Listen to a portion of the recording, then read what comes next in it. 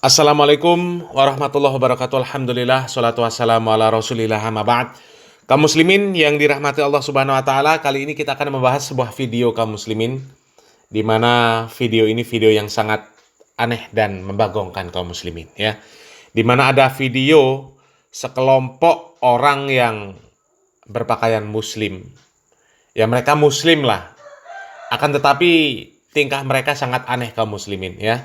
Di mana mereka merayakan hari 7 Syawal. Ini biasanya kalau di 7 Syawal ini dirayakan dengan lebaran ketupat, ya, karena ada orang-orang yang pada 7 Syawal ini mereka menyelesaikan puasa Syawal. Ya, akan tetapi entah ini acara apa, apakah memang ini acara selesai mereka melaksanakan puasa Syawal atau acara yang lain kaum muslimin. Akan tetapi acaranya sangat aneh kaum muslimin. Acara perayaan 7 Syawal ini mereka laksanakan di kuburan. Kuburan yang kata mereka ini kuburan keramat, ya. Coba kita simak videonya kaum muslimin.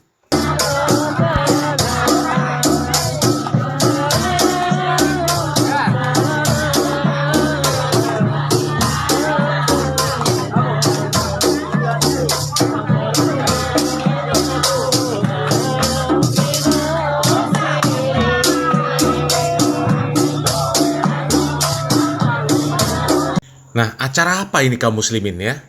Coba, ini ajaran ormas apa? Kalau kita baca caption di video tersebut, itu acara tradisi malam 7 Syawal di makam Sunan Gunung Jati Cirebon, ya. Loh, kok begini? Saya baru tahu. Ya sama, kami juga baru tahu ada acara syawalan di kuburan. Ya, apalagi pakai ketimpringan sambil joget-joget, nyanyi-nyanyi. Ya, maksudnya apa coba? Hah? Apakah ini bentuk dari ngalap barokah juga? Ngalap barokah sama kuburan wali?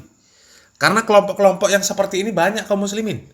Seakan-akan mereka ini menganggap bahwa kuburan keramat itu adalah solusi dari segala permasalahan mereka.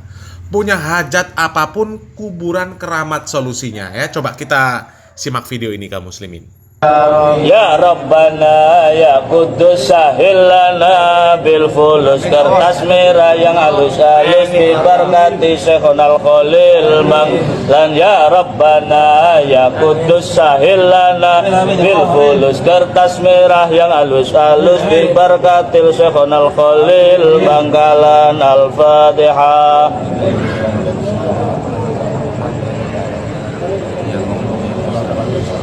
Tuh kaum muslimin minta fulus, ya, di kuburan.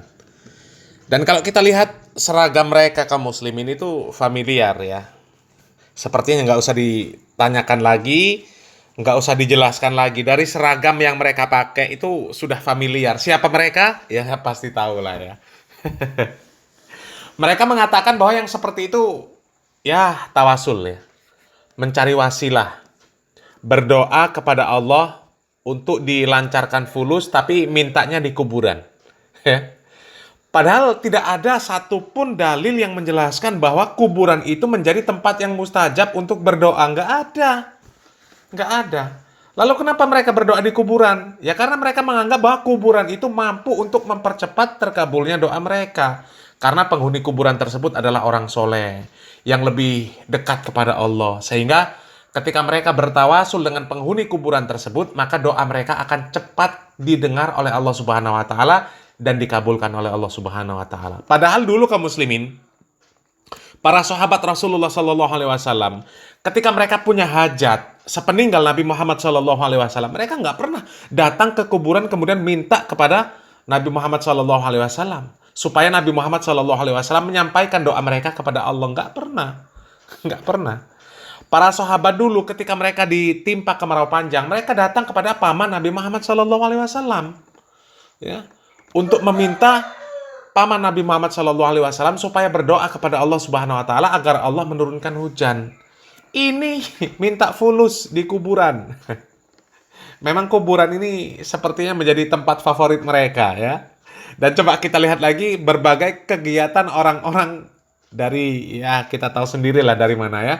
Bagaimana kegiatan mereka di kuburan kaum muslimin, ya. Coba kita simak lagi videonya kaum muslimin.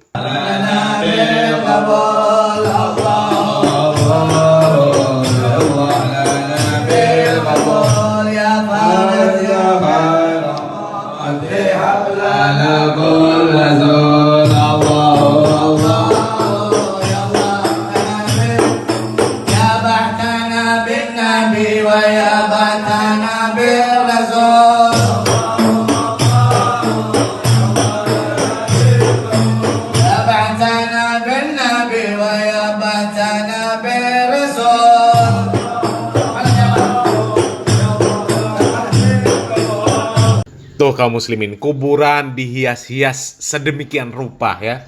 Coba kita lihat kuburannya kaum muslimin ya. Luar biasa hiasannya, dekorasinya. Seharusnya di bulan Syawal seperti ini yang didekorasi tuh rumah ya. Banyak tamunya yang mau datang, jadi rumahnya diperindah, dikasih dekorasi. Ini malah kuburan. Kuburan dikasih dekorasi, dihias-hias, dicium-cium, diramaikan. Bahkan yang pertama tadi merayakan Syawal di kuburan. Ini kan aneh kaum muslimin. Ya. Orang merayakan Syawalan itu silaturahmi, ya, silaturahmi kepada kaum muslimin. Ya, merayakan kepada orang yang masih hidup. Ini merayakan di kuburan. Innalillahi wa inna ilaihi rajiun. Ya Allah, inilah akibat berlebihan dengan orang-orang soleh yang sudah meninggal dunia kaum muslimin. Ya. Ini adalah kelakuan orang-orang jahiliyah pada zaman dahulu kaum muslimin. Orang-orang jahiliyah pada zaman dahulu ketika orang-orang soleh meninggal dunia, ini di kuburan mereka ini dipasang gambar-gambar. Kemudian dipasang patung-patung. Kemudian dijadikan tempat untuk bagi mereka ini sebagai penyemangat mereka supaya mereka ini beribadah kepada Allah Subhanahu wa taala. Karena apa? Karena dengan mengingat orang soleh tersebut, ya mereka ini terpacu supaya giat beribadah kepada Allah Subhanahu wa taala. Akan tetapi sekarang kita lihat, justru mereka menjadikan kuburan orang-orang soleh, kuburan orang-orang yang dianggap soleh, ya. Ini entah soleh beneran tanda juga kan. Ini dijadikan tempat untuk ngalap barokah, minta fulus, kuburan dicium-cium, dijadikan tempat untuk merayakan Syawal, merayakan Idul Fitri. Ini cara dari mana kaum muslimin ya? Inilah akibat berlebihan, akibat ghulu kepada orang-orang soleh yang sudah meninggal dunia. Dan terakhir kaum muslimin, kita simak nasihat dari Ustadz Yazid bin Abdul Qadir Jawas, di mana di video ini Ustadz Yazid memberikan penjelasan yang cukup mendalam tentang bagaimana kelakuan orang-orang yang mengagungkan kuburan kaum muslimin ya. Bahwasanya perbuatan yang seperti itu adalah perbuatan orang-orang yang jahil kaum muslimin ya. Ya bagaimana bisa kuburan orang yang sudah meninggal dunia didatangi, dijadikan tempat untuk ngalap barokah, dijadikan tempat untuk meminta-minta. Innalillahi wa inna ilaihi rajiun. Dan mudah-mudahan apa yang kami sampaikan ini bermanfaat. Barakallahu fikum. Wassalamualaikum warahmatullahi wabarakatuh. Artinya orang yang paling sesat di muka bumi adalah orang-orang yang berdoa meminta kepada selain Allah. Kenapa mereka masih minta? Di Indonesia ini masih banyak nggak orang yang berdoa meminta kepada selain Allah? Banyak.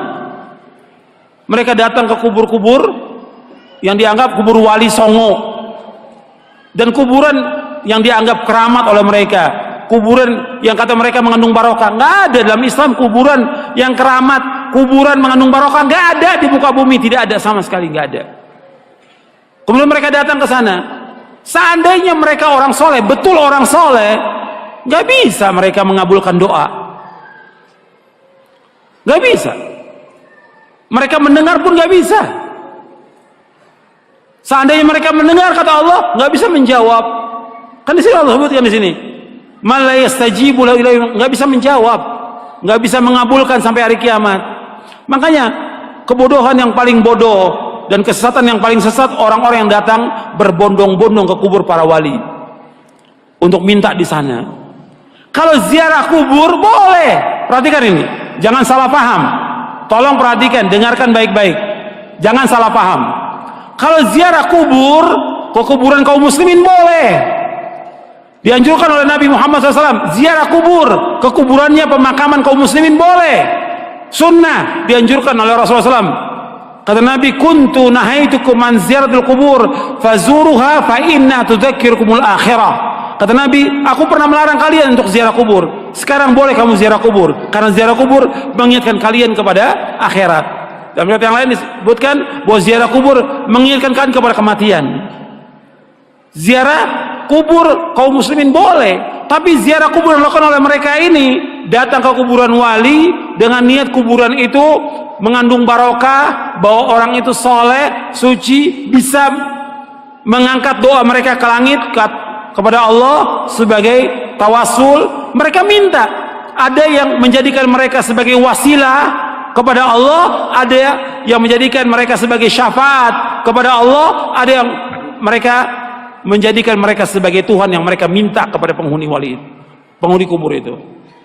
Ini kenyataan yang dilakukan oleh orang-orang yang ziarah kubur ke kuburannya para wali. Dan ini kalau Anda perhatikan, kerusakannya luar biasa ini. Karena masalah akidah, masalah tauhid, mereka memalingkan ibadah kepada selain Allah yang Allah tidak redho selama-lamanya. Di dalam buku atau kitab Ushulus Tsalatsa oleh Syekh Muhammad bin Abdullah dikatakan, innallaha la yarda ay yushraka ma'ahu ahadun fi ibadatihi, la malakun muqarrabun wala nabiyyun mursal. Allah tidak redho selama-lamanya apabila Allah disekutukan dengan makhluknya, apakah dengan malaikat yang dekat atau dengan nabi yang diutus. Allah nggak redho. Maksudnya kalau ada orang yang berdoa meminta kepada malaikat Jibril, minta kesembuhan, minta rezeki, minta dimudahkan urusan, Allah nggak redho. Karena malaikat Jibril nggak bisa mengabulkan doa yang mengabulkan doa Allah. Atau kepada nabi yang diutus, orang datang ke kuburannya Nabi Muhammad SAW, minta kepada Nabi Muhammad SAW supaya dimudahkan rezekinya, supaya dimudahkan jodohnya, supaya dagangannya laris, supaya segala macam. Allah nggak redho, nggak redho. Kenapa? Doa itu wajib dipanjatkan dan hanya ditujukan kepada Allah saja, tidak kepada yang lain. Allah nggak redho. Hatta kepada orang yang paling soleh, Nabi Muhammad SAW, orang datang kepada kuburan beliau minta, Allah nggak redho. Makanya nggak ada seorang sahabat pun yang datang ke kuburan Nabi untuk minta sesuatu. Tidak ada. Tidak ada seorang sahabat pun radhiyallahu anhum ajmain yang datang ke kuburan Nabi untuk minta sesuatu. Tidak ada sama sekali. Mereka berdoa langsung kepada Allah. Begitu juga setelah wafatnya Khulafaur Rasyidin, nggak ada orang datang. Tapi belakangan di abad kedua, ketiga mulai, siapa yang melakukan pertama kali penyembahan kepada kubur yang dikeramatkan pertama kali di muka bumi? Syiah. Pertama kali, laknatullah alaihim. Pertama kali Syiah yang menyesatkan kaum muslimin. Mereka katakan kubur imamnya, kemudian kubur Husain mereka sembah, mereka tawaf di situ. Itu pertama kali. Sunnahnya orang Syiah, sunnah sayyi'ah, sunnah jahiliyah yang mereka lakukan. Bukan sunnah hasanah, sunnah sayyi'ah. Mengajak orang untuk menyembah kubur. Setelah itu diikuti oleh apa? Diikuti oleh yang kedua, tarekat sufiyah. Yang pertama Syiah, laknatullah alaihim. Yang kedua tarekat sufiyah, menganggap bahwa gurunya, syekhnya sebagai wali, sudah mencapai tingkatan yang paling tinggi, sampai datang. Sampai syekhnya mengatakan di buku-buku mereka, di kitab mereka, kalau kamu mengalami kesulitan, kesusahan dan saya sudah mati, kamu datang ke kubur saya, kata mereka begitu. Ini sesat dan menyesatkan kaum muslimin.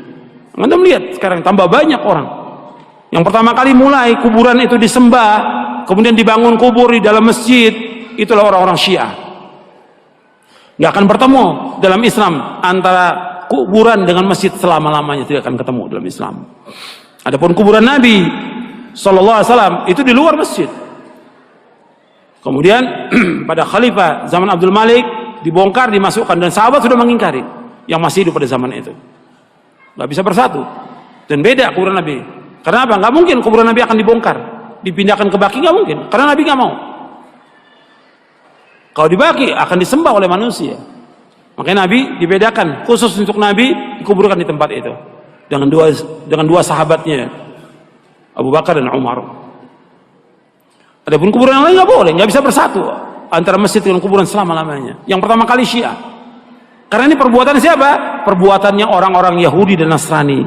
Maka 5 hari menjelang wafatnya Rasulullah mengatakan, la'natullahi 'alal yahudi wan nasara ittakhadhu qubur anbiya'i masajid wa ana anhaakum an dzalik.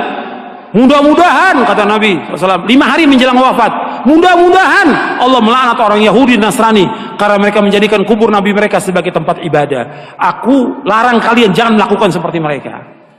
5 hari menjelang wafat, 5 hari terus Nabi ingatkan umatnya, jangan seperti Yahudi, jangan seperti Nasrani yang mereka menjadikan kubur nabi mereka sebagai tempat ibadah. Aku larang. Kuburan bukan tempat ibadah, kuburan. Dan nggak boleh melaksanakan perjalanan ke makam-makam, nggak boleh. Ziarah kubur boleh, tapi menentukan makam tertentu untuk ziarah mempunyai keutamaan nggak boleh. Yang punya keutamaan 3 masjid, masjid aja cuma 3 masjid dari seluruh dunia yang mempunyai keutamaan. Kata Nabi SAW dalam hadis yang sahih ada di buku ini, la tushaddur rihalu illa ila 3 masajid, masjid hadza wa masjidil haram wa masjidil aqsa. Kata Nabi, nggak boleh mengadakan perjalanan dengan niat ibadah kecuali 3 masjid. Tidak boleh mengadakan perjalanan safar dengan tujuan ibadah kecuali 3 masjid. Pertama masjidku ini, Masjid Nabawi. Yang kedua Masjidil Haram. Yang ketiga Masjid Aqsa. Masjid aja nggak boleh. Mau ada di Bandung umpamanya, ada masjid yang bagus, orang mengatakan bahwa masjid itu punya keutamaan, nggak boleh. Semua masjid sama. Masjid di sini, Pustai atau masjid yang lain yang dibangun, semua sama. Ganjarannya sama kalau orang sholat di dalamnya, kecuali 3 masjid. Masjid Nabawi sekali sholat di sana 1000, lebih dari masjid yang lain. Kalau di Mekah, di Masjidil Haram, di Mekah maksudnya di Masjidil Haram saja, bukan di masjid yang lain. Di Mekah bukan, di Masjidil Haram saja itu 100.000 keutamaannya dari masjid yang lain seluruh dunia. Kalau di Masjidil Aqsa 250. Itu keutamaan yang disebutkan oleh Rasulullah Sallallahu Alaihi Wasallam. Kalau masjid yang nggak punya keutamaan kecuali 3 masjid, apalagi kuburan. Kuburan nggak punya keutamaan sama sekali. Makanya orang-orang yang datang dan meminta ke kubur-kubur, Allah menyebutkan dalam Al-Quran ini orang yang paling sesat di muka bumi. Antum catat tuh ayatnya, ya. Surah Al-Ahqaf, surah 46 ayat 5 dan 6. Ini dalil.